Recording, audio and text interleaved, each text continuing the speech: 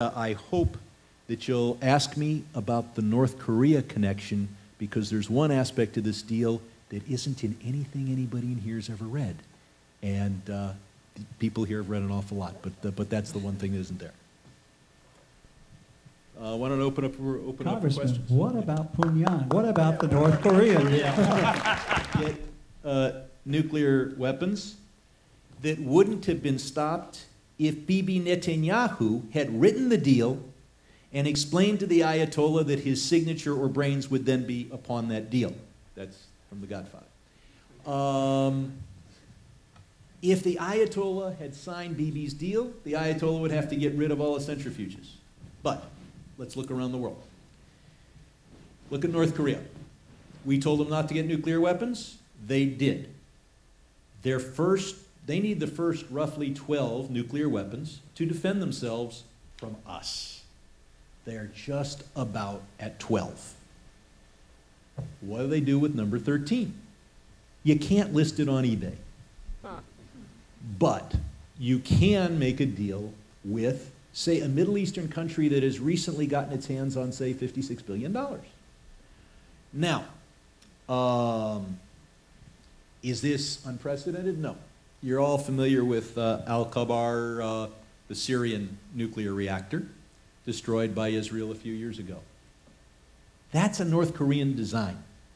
The open speculation on it is that roughly $1 billion, very roughly, nobody knows, of either Iranian or Syrian money went to North Korea, and all North Korea gave up was the instruction booklet and some graphite piping and some of this and some of that. But North Korea didn't give up any of the nuclear weapons or fissile material for those weapons, because after all, as I said, they need to get about 12 of them to defend themselves from us. And if you wonder whether they're afraid of us, whether they have a right to be afraid of us, just, you know, call Mr. Gaddafi, call Mr. Saddam Hussein, and ask them how they're feeling. That's what happens when you don't have nuclear weapons. And I might add that while this president has no intention of taking aggressive action there, the last president explored it, or at least his vice president did. So now that they've got enough for more, and they've got enough to create the fissile material for 4 nuclear weapons per year from here on out.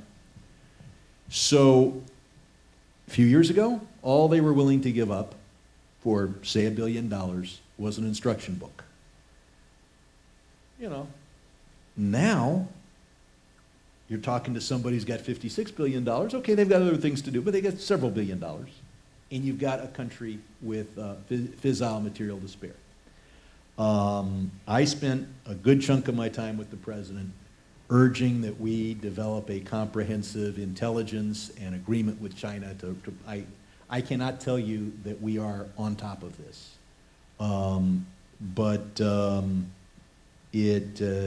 It's just one more thing to worry about. It's not the most important thing, it's just the most important thing you hadn't heard of. Yeah, John? Thank you, Congressman. The Obama administration has said that the deal was only ever meant to deal with the potential of Iran getting a nuclear weapon, that all other options would remain on the table to deal with all of these other misdeeds, including human rights.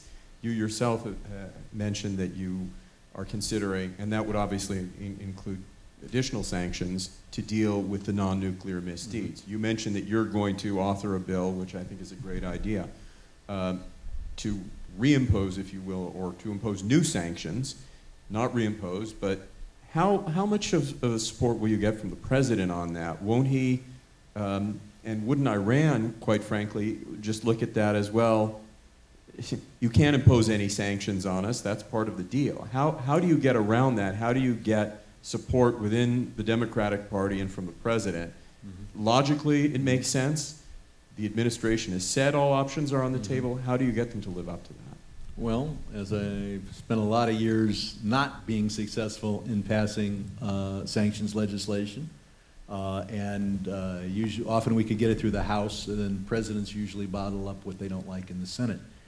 The first thing we do is we try to come up with primary sanctions, sanctions where you're just closing off the U.S. market. There are a few things we can do there, although those are things that were covered by the deal, but they don't require us to convince other countries. They shouldn't be getting aircraft parts because their planes should be grounded until they stop up flying thugs to Damascus. They shouldn't have, you know, I don't know, I hate to come to Beverly Hills and say you can't get the Iranian caviar, but somehow you shouldn't get the Iranian caviar.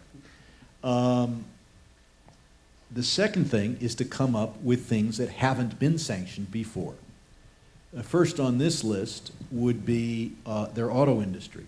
Believe it or not, if there's a manufacturing sector where they think they can export and where they're seeking investment, it is the auto parts sector. So sanction that. Now, how popular I'm going to be anywhere, if I say if Mercedes makes parts in Iran, they can't sell cars in Los Angeles. But that's something we should be willing to do.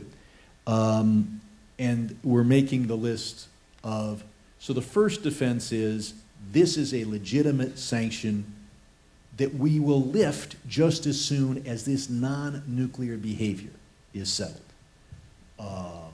Auto parts, until you release hostages. You know, access to U.S. planes when you stop, plane parts when you stop supporting Assad. And you link them that way. So the first is it can't be for a nuclear purpose. The second is it's enhanced if we can come up with an effective sanction that, that hasn't been used. We don't have an auto parts sanction, so they can't say we're reimposing a sanction. That's a new one. And we're looking for new ones. We've got a list. We've got our feelers out to other bright people around, around the country to find other things. And oh, by the way, if somebody here understands the Iranian economy and can come up with anything, even a tenth as good as dealing with the cutoff from the international banking system, I'm all ears. So new sanctions and sanctions geared to particular human rights purposes, particular terrorism purposes. You mentioned the secondary sanctions, British banks, French oil companies, and the like. Is there a way to link human rights and sponsorship of terrorism directly to the lifting of the secondary sanctions? Or is there a way to, or at least diplomatically or through grassroots activism, somehow put pressure on these companies so they don't rush in and enter into these contracts? Is there a way? Is there a role for us activists? Because there seems like there must be a little bit of doubt before a European conglomerate invests hundreds of millions of dollars in Iran and entering these contracts. Is there anything we can do before it's too late? I think you want to be in combination. There are two types of transactions. Those that are cash and carry, so that the honesty of the Iranian government long-term doesn't matter. And those that involve long-term investment. Because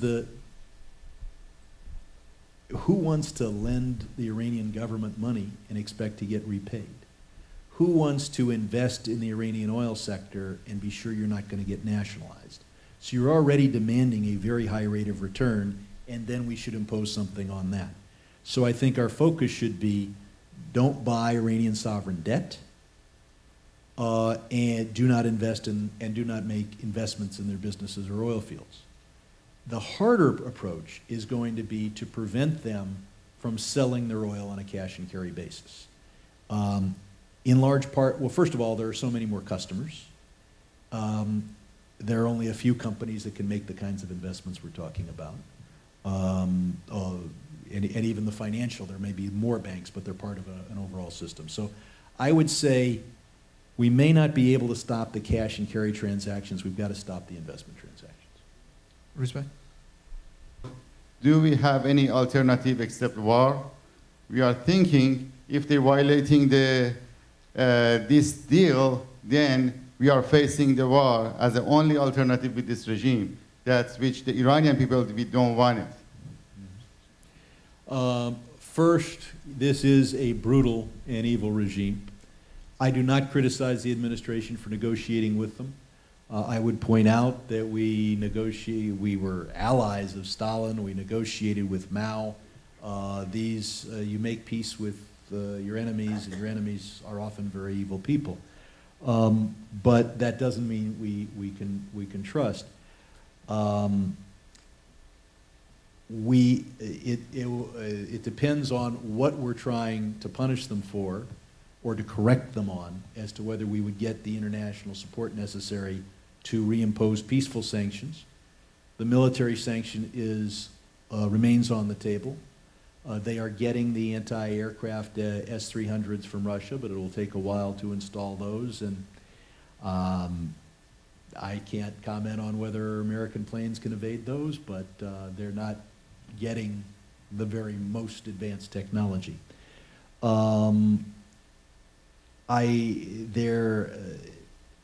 The problem here is, even if we lift the sanctions for 6 months and snap them all back, every bit as hard, same international coalition. Sanctions are designed to choke. So if you were choking for 2.5 years and then you let somebody breathe for 6 months, well, it's going to take another 2.5 years. So it may take military action, and I think it's important that we hold the president to the fact that he is not going to allow Iran to have a nuclear weapon. And the president loves this deal. I don't think that he'll do anything that breaks the deal, but if the Iranians break the deal, I don't think that his love for the deal means that he's unwilling to use military force. Now, keep in mind, he's a liberal Democrat. He didn't get elected president to use the military, but he did in Libya, and I think that our best chance of limiting the cheating to that which we cannot see, which is a lot less cheating than what we could see, is their belief that we can come after them either with renewed sanctions or with military action. Mona, the pastor, I think.